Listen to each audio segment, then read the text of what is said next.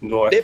Depois, no meu, depois eu fui contratado para outra empresa para trabalhar na parte de experiência do cliente. E a gente tinha um banco de dados SQL, onde pegavam várias métricas lá de CX, e eu utilizei o R também. Seja bem-vindo ao podcast da Bioestatística Academy. Aqui eu faço uma troca de ideias com alunos e alunas do curso de Bioestatística no R. Hoje eu estou aqui com o João, foi aluno do curso de Bioestatística no R, e a gente vai trocar uma ideia hoje. E aí, João, tudo bom? Queria desejar uma boa noite a todo mundo que vai ver esse bate-papo. E tudo beleza, professor. Que bom. Você, tudo bom também? Tudo bom também. Esse é o episódio número 1. Daqui a um tempo a gente vai estar aí no episódio centenas aí. A gente vai lembrar com carinho desse episódio número 1. Será um prazer. Então, a primeira pergunta que eu queria fazer é como é que tu conheceu a Bioestatística Academy? Como conheceu o Douglas Maciel? Conta um pouco pra gente aí como é que foi esse começo. Então, um belo dia eu estava rolando o Face, porque muitas pessoas não sabem, mas o Face, ele não está morto, né? Ele é uma rede social muito boa, principalmente para quem quer divulgar algum infoproduto ou até mesmo monetizar um canal. Os vídeos que você posta no YouTube, você pode postar no Face, porque lá tem uma monetização muito boa, baseada nas visualizações. E eu rolando lá o Face, porque eu gosto muito de olhar para esse tipo de conteúdo. Olha um rostinho bonito lá, Bioestatística Academy. Rostinho bonito, tá sendo simpático. Que é isso, professor? Só que na época, minha esposa ela tinha acabado de começar um mestrado. Uhum. Não vou me lembrar exatamente o nome da linha do mestrado dela, mas era envolvendo nanopartículas na área de farmácia, né? E ela ia usar nanopartículas para, acho que, melhorar a eficiência de um remédio. Era algo assim, de um medicamento. E ela estava estudando bioestatística no mestrado e estava com uma certa dificuldade. E eu comprei o curso do professor para ajudar ela. Foi assim que eu conheci. E sempre quando eu vou postar, o Instagram me pergunta lá, você quer postar isso também no Facebook? Às vezes eu falo assim, para que eu vou postar no Facebook? Não tem ninguém lá na rede. Ainda bem que esse post especial desse dia estava lá. Pois é. Lá o Facebook, para a pessoa divulgar, seja seu conteúdo ou um infoproduto, é muito bom. Para quem está entrando, quem está nos ouvindo e quer entrar nesse mundo, saiba que o Face é uma mão na roda para ajudar. Maravilha. E aí falou que ela fez mestrado em Química. Olha que louco. Farmácia, perdão. Mas quando eu montei o curso, eu pensava mais voltado para áreas biológicas. Então, essa área de farmácia, assim, como era muito pouco distante da minha formação, eu nem chego a divulgar muito, porque eu fico com o pé atrás. Será que vai funcionar? Será que vai ajudar, de fato, esse pessoal de farmácia? Pois no desembolar da conversa, com as próximas perguntas, eu acredito que você vai descobrir que o seu conteúdo chega em lugares que você nem imagina. Esse é a democratização da internet, né? Interessante é isso, que você posta pensando no público, mas quando você vê, você está atingindo um público que talvez nem seja o que você imaginou, né? Isso que é legal mesmo. E a bioestatística e a linguagem R tem essa característica, né, de ser transversal, de pegar várias disciplinas e unir pessoas de áreas bem diferentes. Só teve querendo ou não, a análise de dados ela também é uma área bem democrática, né, professor? Porque você pode usar em basicamente qualquer tipo de negócio, qualquer tipo de estudo. Só teve uma vez que eu acho que foi abrangente demais. Uma vez eu abri uma live lá no iniciozinho, quando eu estava começando, eu nem sabia direito como é que fazia live. E aí abri a live e, acredite ou não, teve uma pessoa na live. Uma pessoa. E aí ela perguntou se eu tinha ações para banco do Itaú. Para Olha só. Aí eu tive que falar, não, aqui a gente não vai fazer análise de banco. E aí a live tinha uma pessoa com 0 pessoas.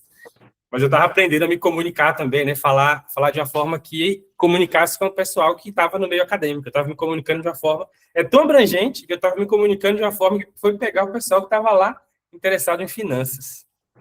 Para você ver como é. Porque quando bota análise de dados, né? Já muito geral. A gente nem sabe o público que vai trazer. Aí você estava começando nessa vida de influencer e estava aprendendo a se comunicar com o pessoal, né, virtualmente. Né? E próxima pergunta que eu tinha aqui preparado para a gente é sobre a área de atuação.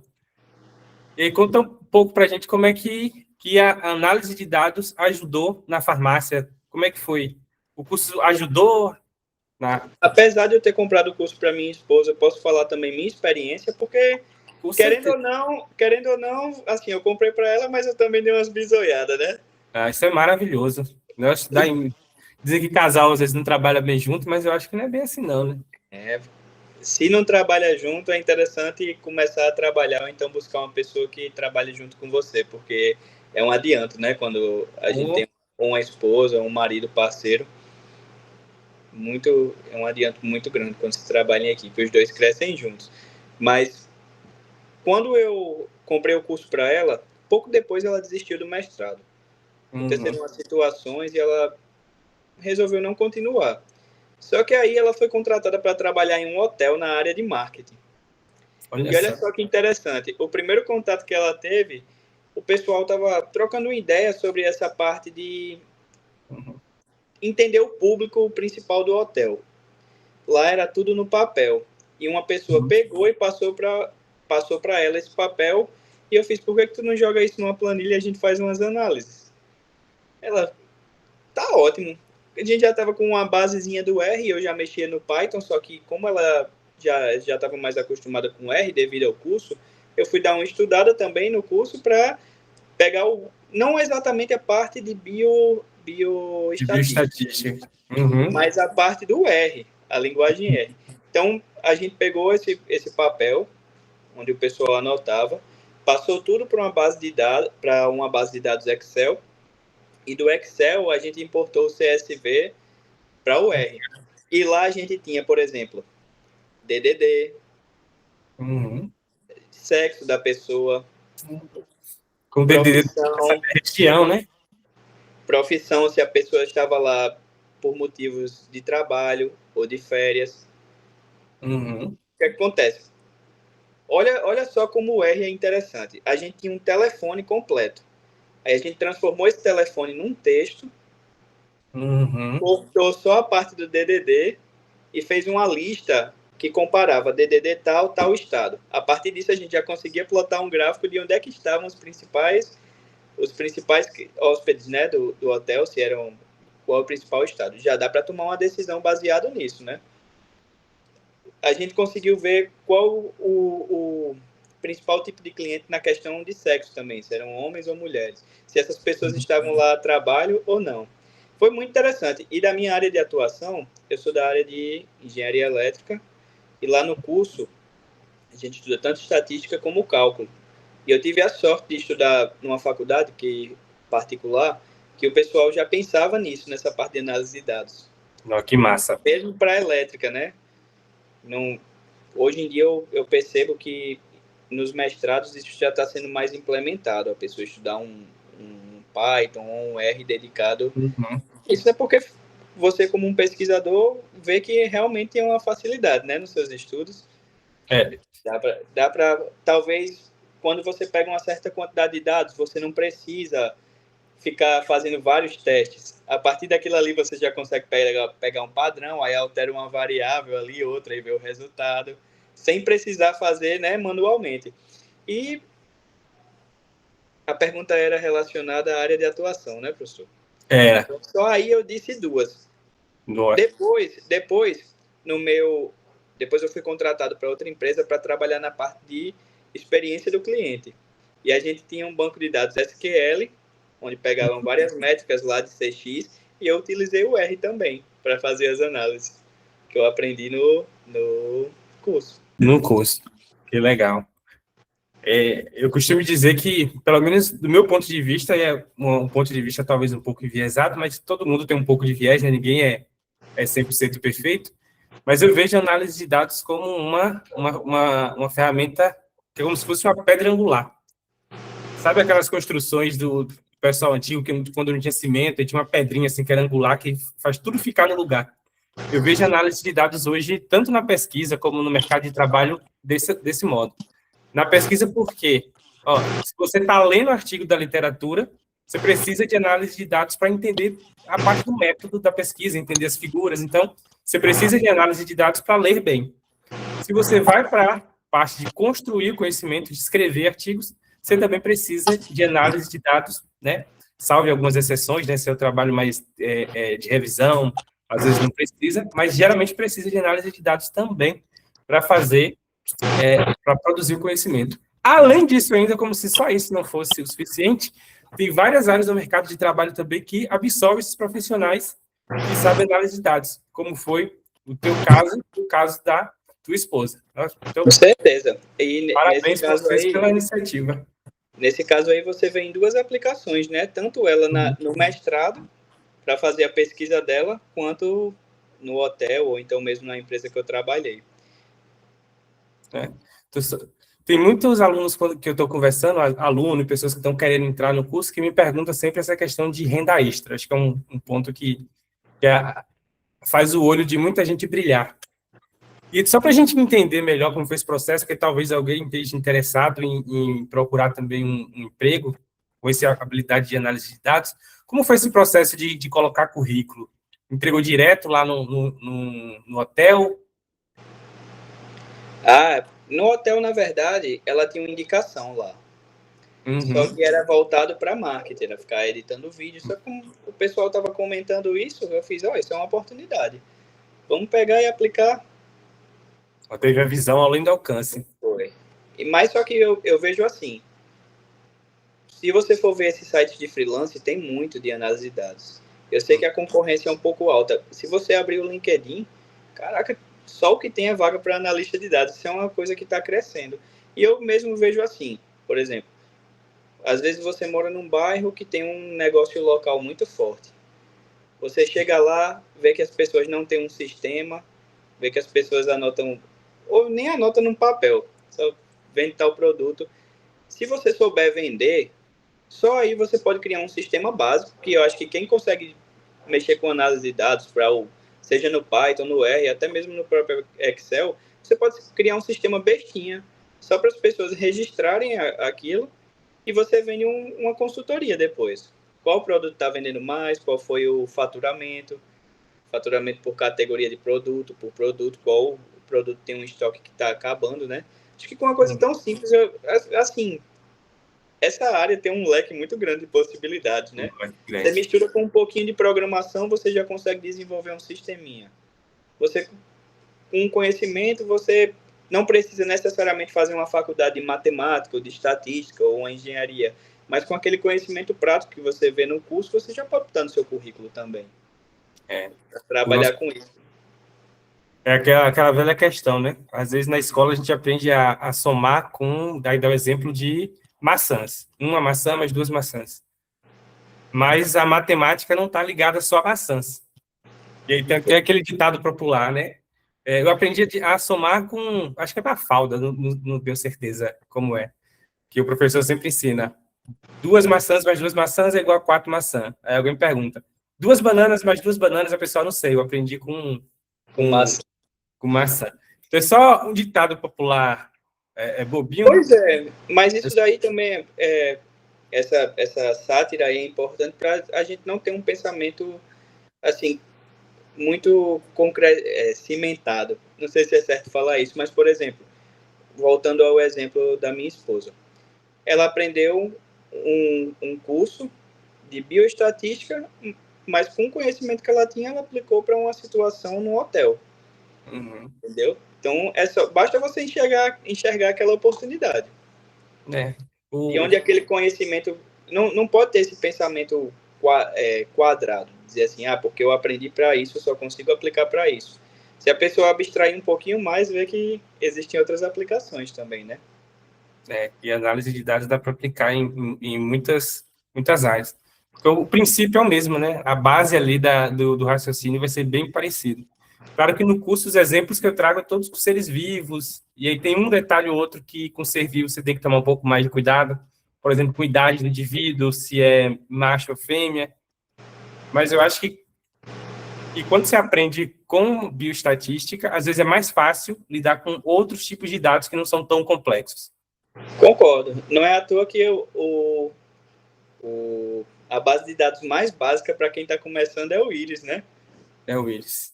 O Iris é o... Todo mundo tem que começar ali. E é da área das biológicas, para você ver a questão de pétala, né? Do tamanho da pétala por espécie de flor. Só para situar todo mundo que está assistindo aqui, o banco de dados Iris é um banco de dados que já vem na memória do R. Então, quando você baixa o R, esse banco de dados já vem junto com o R. E ele tem comprimento de pétala, a pétala da flor, e de sépala. A sépala é uma estrutura que é parecida com pétala, só que ela fica ali embaixo. Não sei se vocês já viram, né? Tem a pétala e tem uma estrutura verdinha um pouquinho ali embaixo. Isso é sépala. Tem plantas que a sépala é maior, outras é menores, mas é pétala e sépala para 3 espécies de plantas do gênero Iris. Se eu não me engano, é Iris virgínicas, Iris versicolor e Virgínica versicolor setosa, se eu não estiver enganado. Setosa, é. E é um banco de dados muito gostoso de trabalhar. E voltando mais uma vez para a questão da democratização dessa área, o outro dataset mais famoso é o do Titanic. Então você pula ali de um estudo sobre espécies de flor para taxa de morte no Titanic, que você também pula para outro bem famoso, que é para precificar casas em Boston, né? Se eu não me engano. Então, olha só, 3 áreas completamente diferentes. Completamente diferentes. E tá tudo lá. Tem um banco de dados também bem famoso que é sobre motores de carros. Não sei se você já viu esse. Eu já. Quantas cilindradas tem dependendo do motor aí. De motor de carro não entendo não vou saber dizer exatamente o que é. Você pode não entender de motor de carro, mas eu tenho certeza que você, com seu conhecimento, faz uma análise. Faz. Dele. Com certeza. E é isso interessante. Foi quando eu comecei a estudar essa área, foi o que me chamou mais atenção, porque você podia, apesar de você estar sempre usando ali os mesmos métodos, o mesmo conhecimento, você vai aprendendo muita coisa, assim, de conhecimento geral, né? Aprende até porque tem muitas coisas sobrepostas, independente da área que você está trabalhando. Eu lembro de um livro que eu li tem muito tempo, eu não lembro qual livro foi. Eu acho que foi Rápido e Devagar, 2 formas de pensar. E ele contou um caso de uma empresa nos Estados Unidos que começou a mexer com análise de dados para tentar entender o cliente. E aí, quando o cliente ia lá e comprava, sabe quando você vai lá e compra e a pessoa pergunta, quer fazer um cadastro para ganhar desconto? O que tem ali por trás é que ele vai pegar seus dados e vai usar isso para conhecer você e conhecer os clientes. E aí eles começaram a isso. Aqueles forms, né, que a pessoa passa no Google. Aquilo ali tudinho é para fazer análise. Você diz seu estado, seu sexo, diz várias informações. Aquilo ali é tudo para fazer análise. Pois é. Aí, nesse caso dessa empresa, eles começaram a fazer as análises e aí descobriram que quando era uma mulher com a faixa etária entre X e Y anos, que comprava toalha branca e outros produtos que não estavam tanto relacionados à gravidez, mas que não era tão óbvio assim que era gravidez, mas era toalha branca, água, alguma coisa assim, acho que era água destilada, não lembro exatamente, era um forte indicativo de que estava grávida. E aí mandava anúncio específico sobre gravidez para essa mulher. Isso é muito interessante. Não é? E eles aumentaram muito as vendas. Aí teve um caso de uma menina de 18 anos, bem novinha, que foi lá e comprou esses itens. E aí a empresa mandou para ela, naquele tempo nem tinha Instagram ainda, mandou para ela na casa dela um panfleto com coisas de bebê. E quem pegou foi o pai da menina. E o pai ficou revoltado porque achou um absurdo mandar aquilo para a filha dele, estava dando ideias. E aí ele foi lá na empresa, reclamou e tudo mais, depois ele descobriu que de fato a menina estava grávida. E a empresa, com esses dados, descobriu primeiro do que o pai. Então, quando você estiver pensando assim, comprar alguma coisa, algum item, e falar, poxa, parece que o algoritmo aqui do Instagram leu a minha mente. Eu acho que ele não leu a mente, leu os dados que você deixou por aí. E esse algoritmo tem um nome por trás que se chama cluster, né? Que baseado nos seus dados, ele encaixa num grupo de pessoas e diz, recomende isso para essa pessoa que tem grande chance de dar certo. É legal a análise de cluster. Demais. Ele agrupa por similaridades. Então, se é homem, determinada idade, fez determinada ação, ele já vai lhe colocar ali. É como se fosse uma caixinha, né? O algoritmo está colocando a gente no cluster, que é como se fosse uma caixinha. Ou então, se você clicou nesse produto, tem grande chance de você gostar desse também, né? Isso é legal. Demais. E para a gente... É um poder muito grande, né? Na mão de uma empresa, grande, isso. muito grande.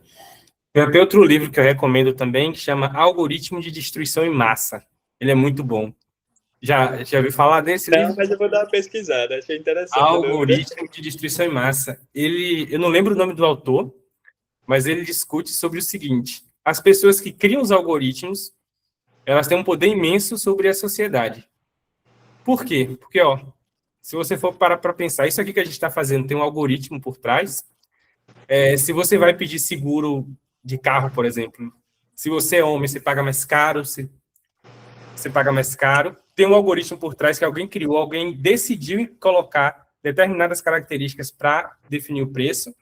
Se você é um estudante e vai pedir um empréstimo, alguma coisa assim, ou vai pedir um financiamento de casa, tem um algoritmo ali por trás que diz se você recebe ou não esse financiamento e quanto vai custar esse financiamento. Então, tem alguém ali que fez um algoritmo, e aí, nesse caso, é interessante que ele via, salvo engano, que quando colocava, por exemplo, o CEP era um fator que ia determinar se você recebia ou não o empréstimo. Então, tinha um preconceito gigante embutido aí por trás desse algoritmo. E aí, as aplicações são infinitas. Por exemplo, ligação para a polícia. Tem um algoritmo que é ali que vai decidir se sua ligação chega ou não no atendente. O algoritmo, ele regula muito a nossa vida. O código regula muito a nossa vida. Demais. E, assim, às vezes chega a ser até um pouco preocupante, né? Porque, por exemplo, você abre esses vídeos curtos. Aí você vai rolando infinitamente e aquilo ali tá tudo aprendendo. Qual é o tipo de conteúdo que lhe interessa, qual é o tipo de conteúdo que vai lhe prender, né? E às vezes até tem conteúdo que você não quer ver, mas você não consegue não ver. Tem um famoso teste da lupinha, né? Que você vai lá no Instagram, clica ali na lupinha ali e vai aparecer os seus interesses. E aí tem coisas que você não quer ver, você não quer ficar preso naquilo, mas manipula tanto sua mente, você fica preso em algumas coisas. Mas aquilo ali é um mar aberto, né? Para pegar dado seu também. Tipo assim, do seu interesse, tá lá 500 vídeos, você clica em um, tá, ele já aprendeu. Nessa linha aqui ele gosta. Ignorou o outro, opa, esse daqui não... Chega uma hora que fica até parecida, né? A lupinha. Ela tem meio ali um padrão. Você fica preso sem querer. Você passa horas ali, você passa 4 horas por dia e nem percebe. Nem percebe. Vídeo de gatinho, vídeo de floresta. Mesmo faca de quente, cortando as coisas, né? Uns vídeos bem aleatórios, assim, aquela prensa. Pensa no vídeo que me prende, aquele vídeo que tem aquela prensa mecânica que fica esmagando um bocado de coisa. Satisfatório, né, professor? Não sei porquê, mas é muito satisfatório. Bom demais. E para a gente andar, a última pergunta que eu tenho aqui para ele. Mas já? Não é? Tava tão bom o bate-papo. Mas aí a gente pode fazer essa pergunta aqui e ver o que desdobra dessa pergunta. E para a galera que está chegando agora e está pensando em aprender análise de dados, qual dica daria para essa galera que está chegando agora pensando em aprender? No início parece ser muito desafiador, porque você tem muitas, da mesma forma que você tem muitas opções para utilizar análise de dados, você vai ter muitas ferramentas para aprender, né? Você pode ficar entre o Excel, o R, o Python, depois o SQL. Então é uma muito aberto de aprendizado e parece muito desafiador, mas seja persistente, vá em frente, porque no final você vai ver que tudo se mistura. Do Excel para o SQL, ou do Python para SQL é um pulo, e daí para o Power BI, e daí para você estar fazendo suas análises, você começa a entrar no mundo do Machine Learning. Não desista, vá em frente, porque tem bastante aplicação.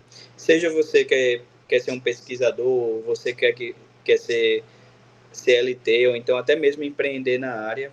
Sim, empreender que eu digo ser um freelancer, né? Para tudo tem oportunidade. Então, é a persistência. Vai ter dias que vai ter dificuldade, porque você está dando errado aqui, mas é só persistência, que uma hora dá certo. Legal que tu tem uma visão que, pelo menos no meio acadêmico, ela é mais raro. Assim. No meio acadêmico, a gente aprende a usar um software, geralmente o R, que você consegue fazer tudo ali naquele ambiente e fica nele. Aí eu já peguei aqui que tu mexe com R, mexe com Python também, mexe com SQL. Então, lá no curso, o foco da gente vou dizer 100%, porque a gente mexe um pouquinho também com Excel, mas bem pouco, mas é R, a gente usa R. Eu acredito que já tem alguns alunos aqui que estão pensando, pessoas ali que estão namorando, entra ou não entra, será que eu consigo, será que eu não consigo R? Essa é uma das principais objeções do pessoal. O pessoal acha que o R vai ser um bicho de 7 cabeças. O que é que tu diria para essa galera que tem medo do R? De vários softwares. Realmente, no primeiro momento, é um bicho de 7 cabeças. Uhum. Mas depois que você se familiariza, é assim, até redundante dizer que não se chama linguagem de programação à toa. É porque você está realmente aprendendo uma língua nova. Só que uma língua para se comunicar com um computador. Uhum. Né? Para ele executar aquele comando que você quer. Realmente, no início, é um pouco desafiador, mas depois que você se acostuma, é bem tranquilo. Eu, particularmente, vejo assim. E partindo do pressuposto que para você ser um analista de dados, você tem que ter curiosidade para abrir aqueles dados, mexer nele.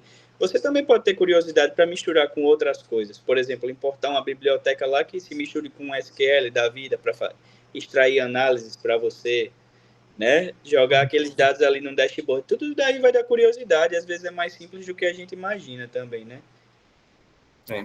Falar umas palavrinhas aí, tá fora do vocabulário de muita gente. Uma delas é biblioteca. SQL. Biblioteca, SQL. Explica um pouquinho para nós o que é biblioteca. SQL. SQL, não sei se eu posso dizer que é uma linguagem, né? Uma linguagem própria para mexer em bancos de dados estruturados.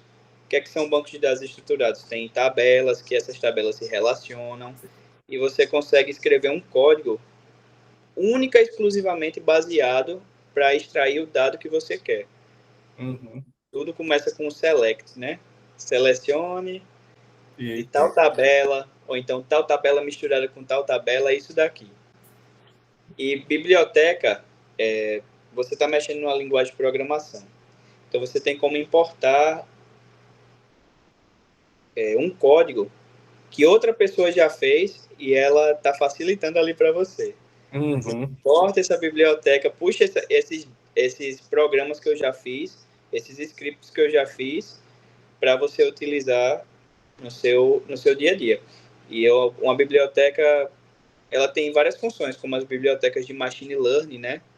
Uhum. Para você importar aqueles cálculos lá estatísticos avançados para extrair, ou então fazer previsões ou extrair algum dado. Mas também existem umas que cuidam da parte de infraestrutura, que você pode conectar o seu R num banco de dados. E aí um banco de dados é livre, né? Para você conseguir puxar aquilo ali tudinho e não necessariamente usar o SQL, mas você pode usar seu R. Né? Você pode fazer o mesmo. Eu nunca usei o SQL. Eu sempre trabalhei só com R. Porque para o que a gente precisa na pesquisa, R dá para fazer tudo ali. Mas eu confesso que eu tenho curiosidade de aprender Python e SQL. Essas duas linguagens. O Python e o R, o Python para essa parte, né, de análise de dados, são praticamente gêmeas, né? Você conseguir pegar ali o banco ou o arquivo, conseguir extrair os dados que você quer, né? Fazer análise com eles, plotar gráficos. Porque o Python, o R é único e exclusivamente dedicado para essa parte de análise. Para essa parte o Python já é um canivete suíço, você consegue fazer back-end com ele, você consegue fazer jogos, né, com Python. Mas quando você entra nessa parte de própria de análise de dados, ele é praticamente igual ao R.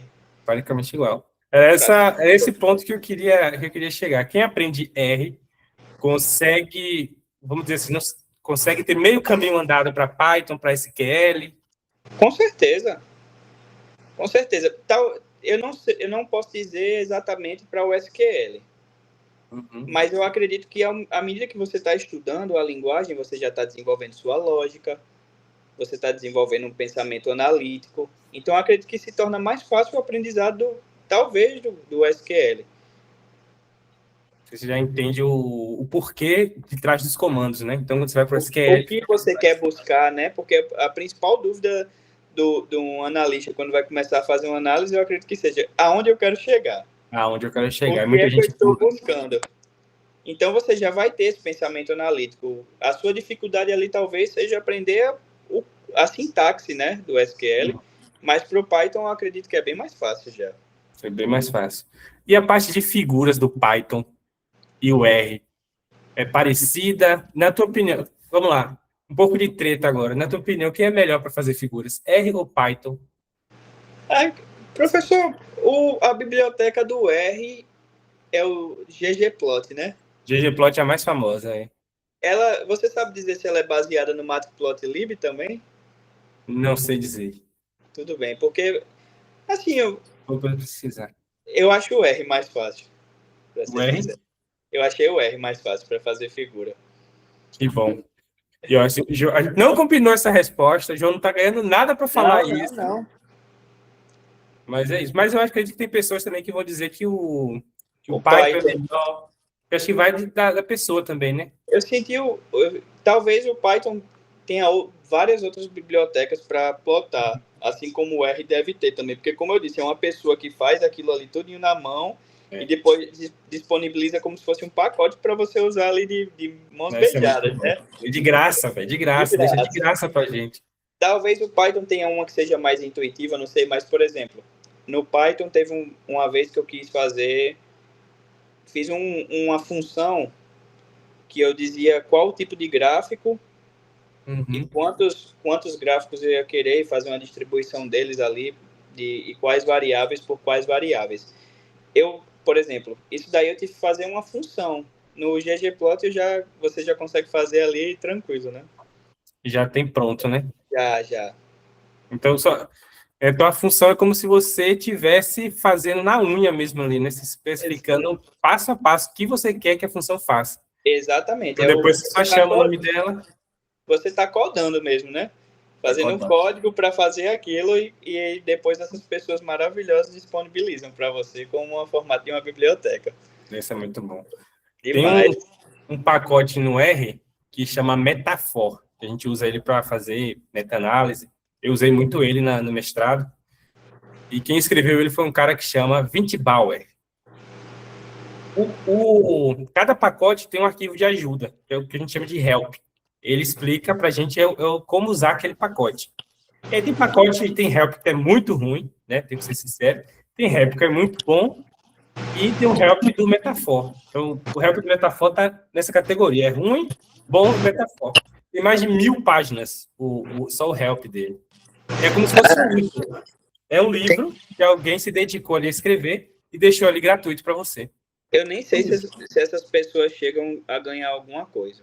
Eu acredito que talvez no final assim tenha visibilidade, né?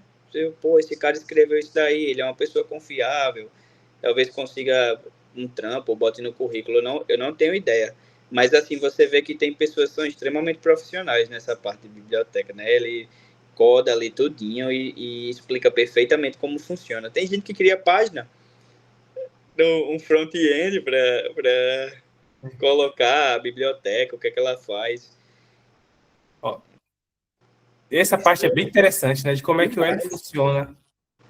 Tem um pacote no R, deixa eu pegar ele aqui, que chama LME4. LME4. Library. LME4. Aquele aqui.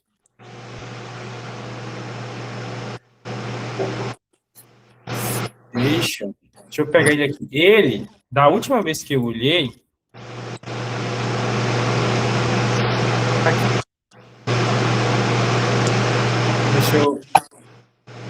Deixa eu compartilhar minha tela aqui. Pois não. Para mostrar.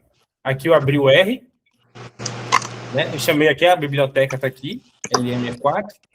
E se eu escrever citation, botar o nome do pacote, entre aspas, aqui, aparece as pessoas que criaram esse pacote. Então, o pacote, eu estou usando ele aqui dentro do R, mas ele é como se fosse um artigo mesmo publicado na revista. Eu só consigo pegar as funções e as equações desse artigo e usar aqui dentro do R. Essa é uma forma de visualizar. E se eu pegar o título desse pacote aqui, ó, e jogar aqui no Google Acadêmico, aqui, se eu jogar ele aqui, ele vai ter 104.715 citações.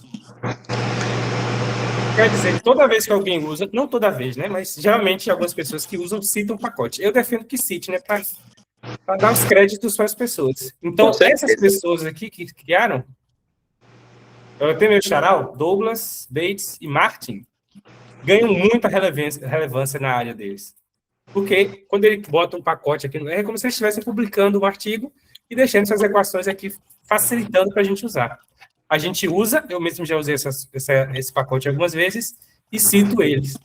E aí, você tem noção do que 104.000 citações é muita coisa. É muita gente, né? É muita gente. Eu aí ele é 2015. É muita gente que seu trabalho alcança. Então, quando fala que o R é um ambiente colaborativo, é isso que quer dizer.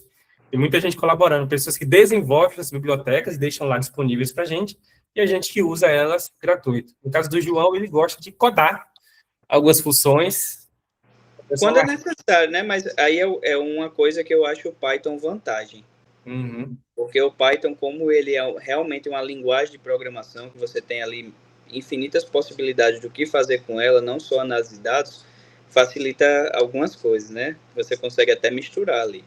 Mas para a parte de análise, o R é filé demais. O R é filé demais. Ele já está ali prontinho para você. Beleza.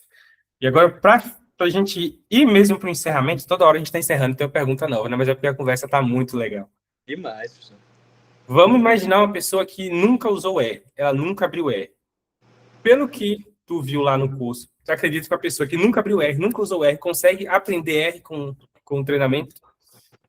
Facilmente. Como eu disse lá no início da conversa, foi o meu caso da minha esposa. Foi o caso... Legal. Ela não sabia nada de R. Eu já tinha familiaridade com Python. Uhum. Né? Eu já mexia com Python. Foi um pouco mais fácil para aprender, mas ela não sabia nada e, assim, no trabalho que ela fez, ela deitou, viu? Ah, que massa. É o nível aí do curso do professor. Ela deitou. Que bom. Eu gostei da expressão, ela deitou. Quem entende que ela só fez, ela botou para descer. Essa pergunta... E, assim, ela não foi... Eu digo aqui com toda sinceridade, ela não foi atrás de outros meios para aprender o R. Foi tudo dentro do curso. Que legal, que bom. Eu gosto muito de fazer essas perguntas porque a gente sabe, né, como é que está lá. E se tiver alguma coisa pré-ajustando, a gente vai ajustando. Vai saber que o que tem lá foi o suficiente para alcançar esse objetivo. É muito bom saber disso. Com certeza. E você vê, assim, que o seu trabalho realmente está sendo de ajuda, né? Está sendo relevante para as pessoas. Nossa, é isso que... Porque hoje em dia, você vê assim, eu particularmente, ultimamente, tenho mexido muito com o YouTube, eu abri um canal lá, se puderem dar uma força também, @Brasil Despertado. Pronto. Então, é um conteúdo bíblico, né? São animações bíblicas. E eu vejo assim, uma das formas de monetizar no YouTube é quando você vai ganhando muito seguidor, você pode ir ali no chat GPT e puxar um e-book de qualquer coisa, você cria ali e bota para vender no seu canal. Sem a menor responsabilidade, talvez você nem precise ter aquele conhecimento. E vende. Né? Então, você saber que seu conteúdo realmente é genuíno, é sincero, tem um estudo ali por trás, tem uma profissionalidade e que pessoas utilizam aquilo e que conseguem desenvolver, é muito bom, né, professor? Dá uma credibilidade muito alta a você. Que bom. Eu tenho uma plaquinha aqui, deixa eu ver se eu vou conseguir pegar ela. Ela está ali no alto, não vou tentar pegar ela, não. Mas depois eu mostro ela. Mas é uma plaquinha que eu sempre olho como eu posso entregar valor às pessoas que me seguem. Porque no dia a dia, às vezes, a gente fica muito envaidecido por curtida, por like, por querer aparecer. Mas se a gente seguir só nesse caminho, lá na frente a gente quebra a cara. Então a gente sempre tem que voltar para a base. Como é que eu posso ajudar? Né? Mas a pessoa, o like o comentário, a curtida é bom, mas realmente o meu conteúdo está ajudando, né? Isso é bom para divulgação, para uma eventual monetização também, que a pessoa ali está gerando conteúdo. Por que não vai postar também, né, professor? Tem que ter as duas coisas, tem que andar junto essas duas coisas. Mas quando você se propõe a ensinar as pessoas, eu acredito que o melhor de tudo é esse feedback, que realmente as pessoas estão conseguindo se envolver com o conhecimento que você está passando, né? Essa é a ideia do podcast também, é conversar com o pessoal, saber o que, é que o pessoal está achando. Por isso que é muito bom. Não, e naquele dia a gente estava conversando, eu vi que você ficou assim, caramba, vocês fizeram isso com o meu conteúdo? Não mas é dedicado para bioestatística. Assim, mas as funções que você está ensinando, a parte de análise que você está ensinando, a gente pode usar para infinitas possibilidades, né? Legal. E eu falei de ChatGPT, de criar e-book. Hoje em dia, você aprender a trabalhar em conjunto com a IA é muito bom. É um adianto, porque antigamente, antes desses agentes, você tinha que abrir a documentação todinha e pesquisar como funcionava aquela função. Hoje você manda ali no chat, ele já dá uma ideia para você. Use assim, é assim onde você está errando. Eu não acho bom a gente se acomodar com isso. É bom você realmente aprender o que você está fazendo, porque, por exemplo, uma situação de análise, esses agentes estão ficando cada vez mais afiados. Mas você ter o seu conhecimento, o seu senso crítico é muito importante também. Muito importante. Só que para funções, para lhe ajudar num eventual erro que você está quebrando a cabeça, utiliza. Vai-se embora que hoje não faltam ferramentas para facilitar seu trampo, né? Curioso. Hoje mesmo, uma pessoa me perguntou, ele falou assim, você acha que o R vai deixar de existir, a gente vai parar de aprender análise de dados, porque a IA vai fazer tudo isso? Aí eu parei para refletir sobre essa questão e eu acho que é bem parecido, pelo menos do meu ponto de vista, vai ser bem parecido com o surgimento da calculadora. Logo quando surgiu a calculadora, muita gente falou, agora eu não preciso mais aprender as 4 operações, porque a calculadora já faz. Eu pergunto, vocês que têm filhos, que pretendem ter sobrinhos, você chegaria para o seu filho, seu sobrinho, e falaria, não, você não precisa aprender as 4 operações não, porque a calculadora já faz isso, sem você precisar pensar. A calculadora pode adiantar a sua vida, e você tem que usar ela nos momentos que for para usar, ali no trampo, no comércio, você vai usar. Mas o fato de você saber as 4 operações, isso vai te dar senso crítico para você tomar decisões no dia a dia. Com certeza. Eu penso sobre análise de dados e aprender a usar as ferramentas. Você tem um senso crítico. Eu vejo a IA dessa forma, por exemplo, lá no meu canal, mudando assim de assunto entre aspas, lá no meu canal, sempre tive muita vontade de gerar conteúdo com animação, mas eu não sei desenhar nem palitinho direito.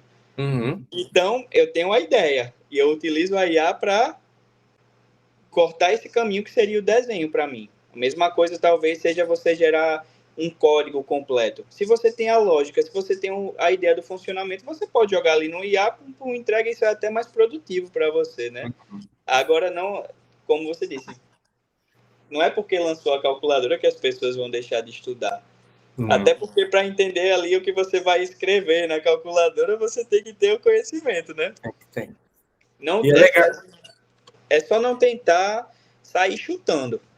Pegue seu conhecimento e use as ferramentas para adiantar seu trampo. Mas só sair chutando é uma irresponsabilidade, de certa forma, né? E até para criar imagens que o GPT eu já tentei criar, você tem que entender um pouquinho sobre qual estilo que você quer. Porque se você não souber descrever o estilo que você quer, você faz um vídeo e a imagem sai de um jeito. Você faz outro vídeo e a imagem sai de outro jeito. Então você tem que ter esse conhecimento. Ele muda o personagem. Ele bota assim, outra coisa interessante.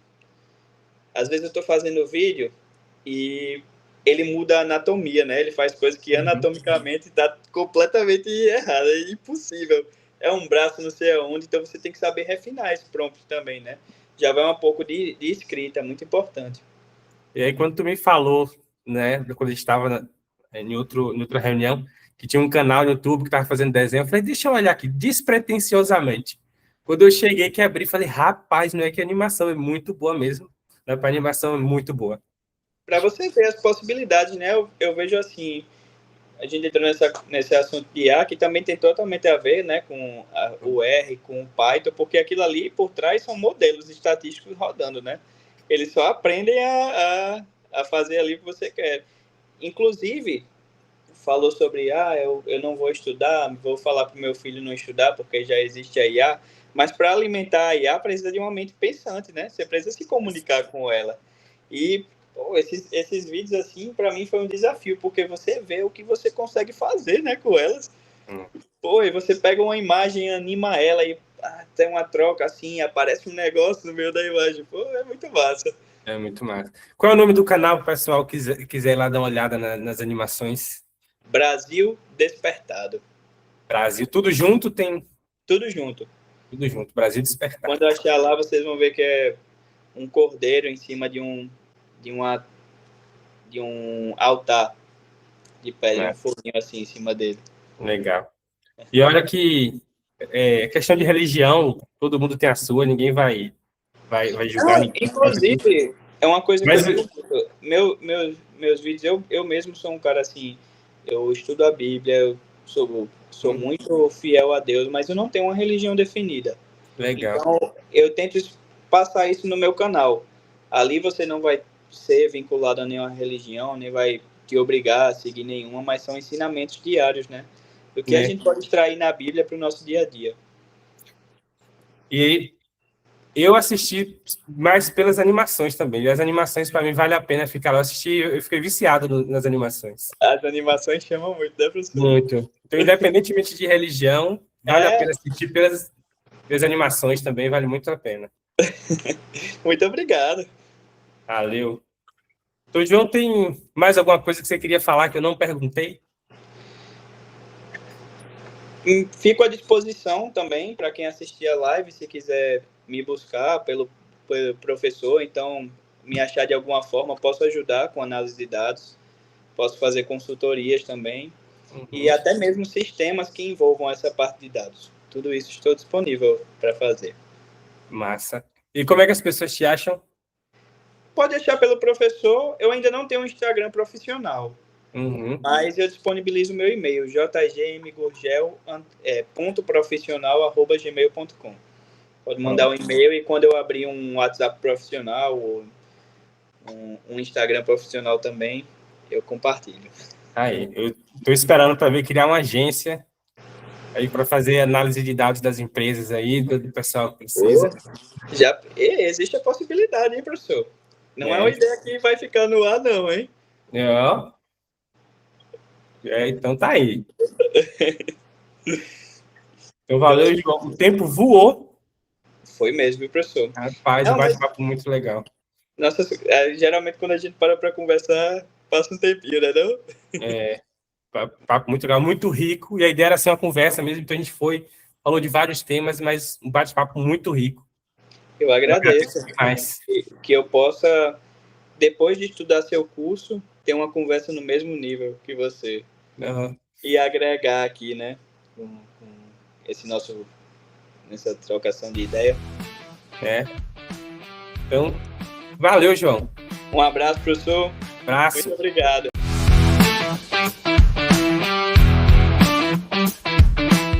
Seja bem-vindo ao podcast da Bioestatística Academy. Aqui eu faço uma troca de ideias com alunos e alunas do curso de Bioestatística no R.